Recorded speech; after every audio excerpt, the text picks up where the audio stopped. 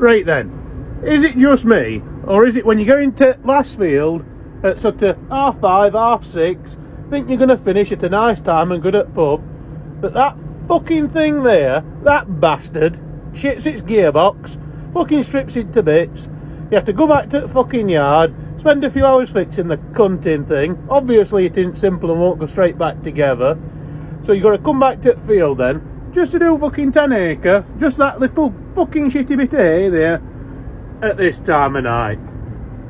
Fucking hell.